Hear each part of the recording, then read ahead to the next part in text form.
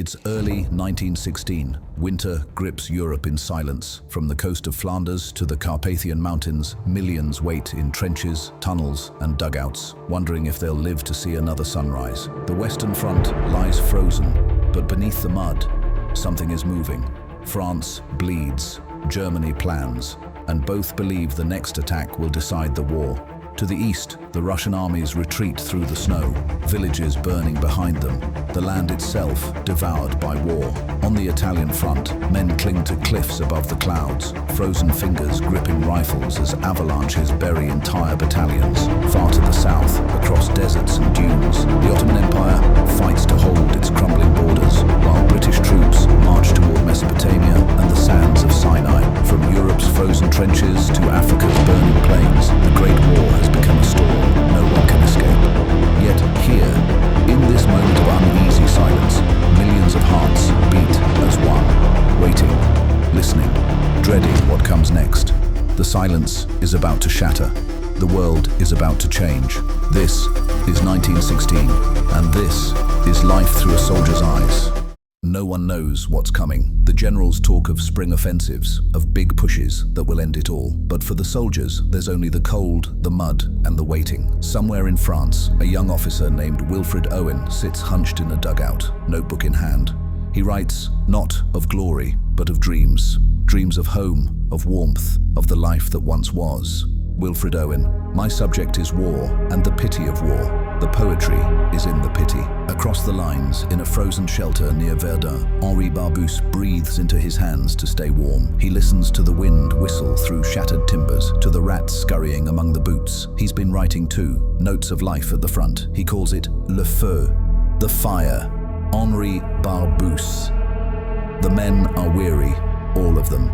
They move like ghosts through the mud. The only color in this world is blood.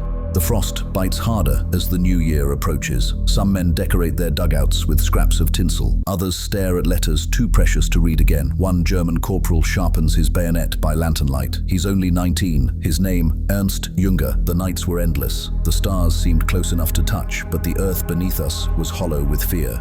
This is the calm before the storm, a silence so heavy it feels alive. Every man senses it. The world is holding its breath. In a few short weeks, the snow will melt, the ground will soften, and the war will begin again.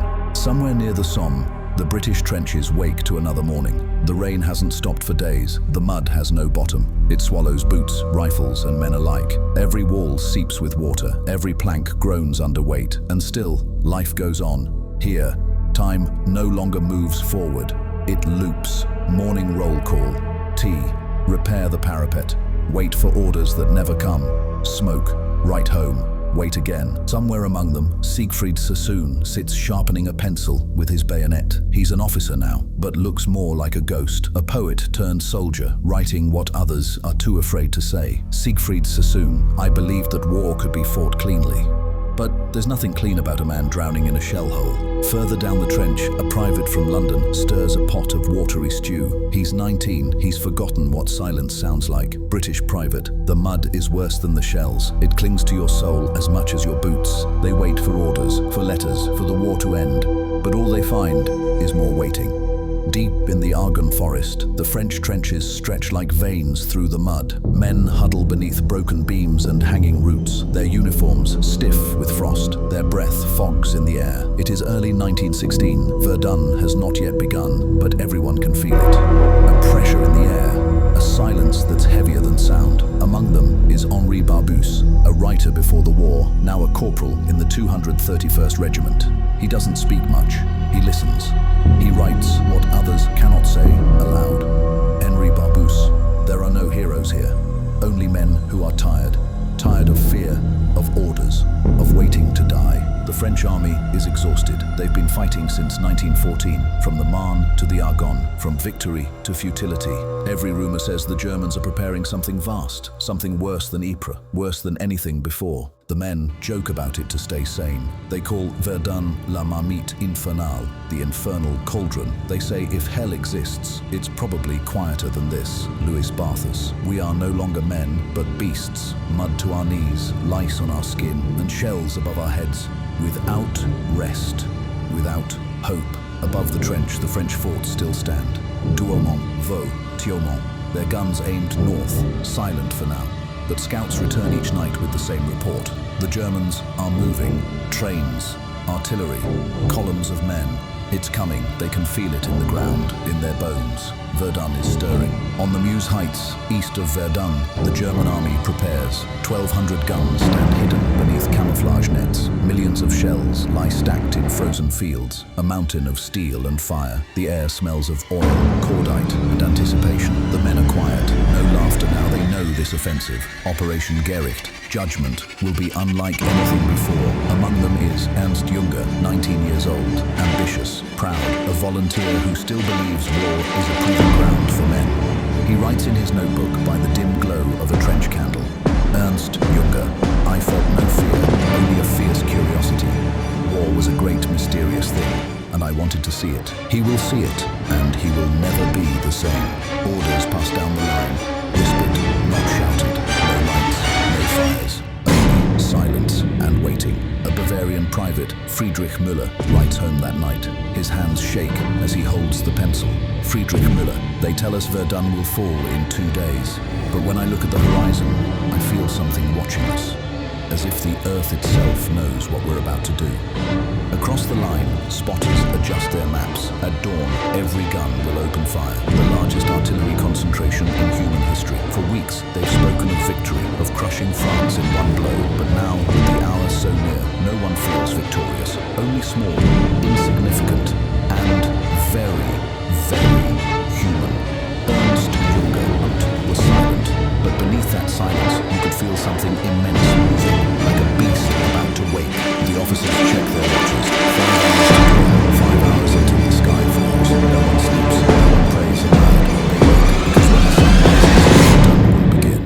While the West stands still, waiting, in the East, the war has no rest. The Russian winter has swallowed the land again, and the armies bleed slowly into the ice. In a shallow dugout near Lake Naroch, a Russian infantryman named Alexei Brusilov studies his map. The men around him shiver beneath frost-stiff blankets. They've heard rumors of a great offensive, another final push.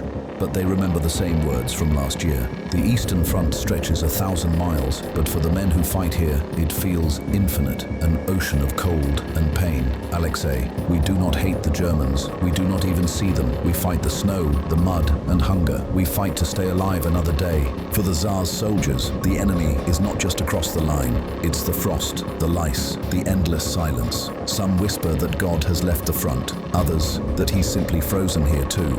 Every step eastward costs 100 lives, every retreat 1,000. The land itself is a graveyard, silent, endless, unforgiving. Far to the south, war climbs into the mountains. On the Isonzo, on the Dolomites, men fight gravity itself. Artillery echoes off the cliffs like thunder trapped between worlds. This is Corporal Carlo Stuparic of the Italian army, a student-turned mountain fighter, writing from the front. Up here, the mountain is our enemy. We carry shells on our backs. We fight for meters of stone. The silence after shellfire feels heavier than the blast. High above the valleys, soldiers freeze in their posts. Snow and rock swallow them whole. Victory measured not in miles, but in survival. Far to the south, another world burns beneath a different sky. The Ottoman Empire, stretched thin across deserts and mountains, fights to hold its crumbling edges together. A Turkish lieutenant, Mehmet Çavuş, writes in his journal as he wipes dust from his rifle. Mehmet, the English come from the sea, the Arabs rise from the sand, and the sun burns us all the same. They told us this was for Allah and for the empire, but here it feels like the earth itself has turned against us. They too are forgotten voices of this global storm, the men who fight in silence, in heat, in exhaustion, for lands that may not even remember their names. Across Africa, the war takes on a different shape, a war of distance, disease, and endurance. No trenches, no headlines, only survival. Those who fight here speak of exhaustion, of heat that crushes the will, of weeks spent chasing an enemy they cannot see. Sergeant Samuel Waswa, King's African Rifles, 1916. We march through green walls. The air is thick with flies. Sometimes we do not see the enemy for days, only hear the jungle whisper and wonder who it will take next. The jungle erases everything. Footprints, graves, even memory. Here, battles end not with victory, but with silence. From Russia to Africa, from the Alps to Arabia, the world itself becomes the battlefield. Over 60 nations fight, millions of voices cry out beneath the same sky. The Great War no longer belongs to one nation or one people. It belongs to the world, a storm with no horizon, feeding on hope itself. And as the world burns, the West prepares for another inferno. Verdun waits, and the guns awaken. When the guns finally fall silent, there's no cheering, only the echo of what was. The fields are empty now, scarred and still. Millions gone, from France to Galicia, from Verdun to the Somme and beyond. The survivors walk among ghosts. They carry the weight of names that history will never remember. But their voices still whisper in the mud, still cry out in the wind, still live in every scar this world has left behind. They came from every corner of the earth. The farms of England, the villages of France, the plains of Africa, the streets of Berlin. Each fought for something they were told was worth dying for. And in that belief, the world was broken. Yet in their suffering, they left us a warning of what happens when men forget the cost of hate. If you felt something from these stories, if you believe these voices should never be forgotten, help them be heard, subscribe, share their memory, and join us on this road through history, because remembering is the only way to stop it from happening again. This was the Road of Histories. I'll see you in the next chapter.